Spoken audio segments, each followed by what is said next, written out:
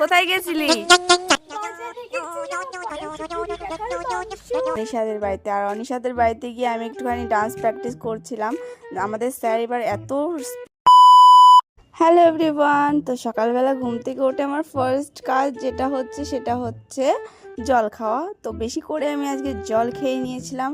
আর second কাজ কোনটা তোমরা জানতে চাও? তোমরা না জানতে চাইলেও আমি জোর করে তোমাদের বলবো। আমার সেকেন্ড কাজ হচ্ছে ঘরটা ঝাড় দেওয়া, যেটা আমি কোনোদিনও দিই না ঝাড়।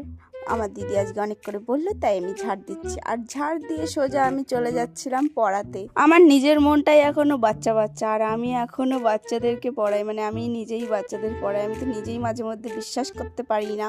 তো যাই হোক, এদেরকে পড়িয়ে আবার ছুটিও আমি দিয়ে দিয়েছি।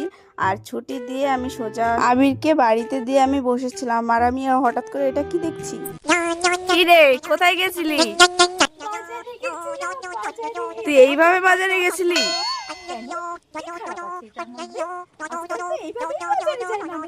তোর থলির মধ্যে কি আছে?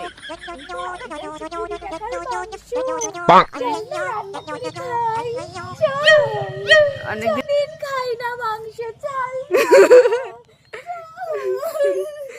এই সেমরি গেছে গাইস, এই সেমরি পুরো পাগল হয়ে গেছে। আর আজকে আমি বিশাল খুশি। কেন রে? কারণ আছে চল চল। ওকে চল। তো গাইস, আজকে আমরা মাংস রান্নার রেসিপি দেখাবো আপনাদেরকে, তাই না বল? আজকে আমরা অনেকদিন পরে 20 টাকার মাংস খাবো। চলো গাইস।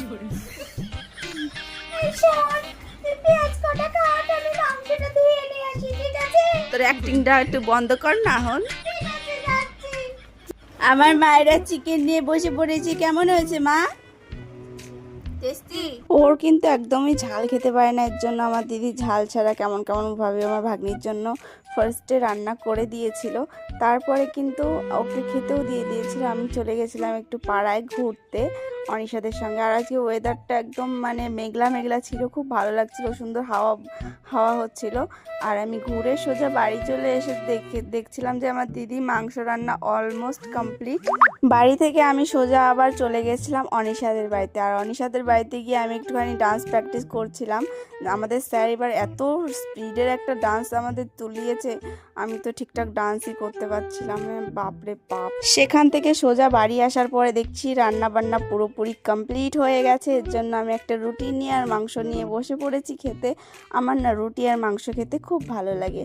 আর তারপরে কিন্তু বৃষ্টিও চলে এসেছিল আর কারেন্টটাও চলে গেছিলো। আমার ভাগ্নিকে রাস্তায় খাওয়াতে নিয়ে গেছিলো আমার দিদিকে নিয়ে আবার সোজা বাড়ি চলে এসেছিলাম। আর বাড়িতে এসে দেখো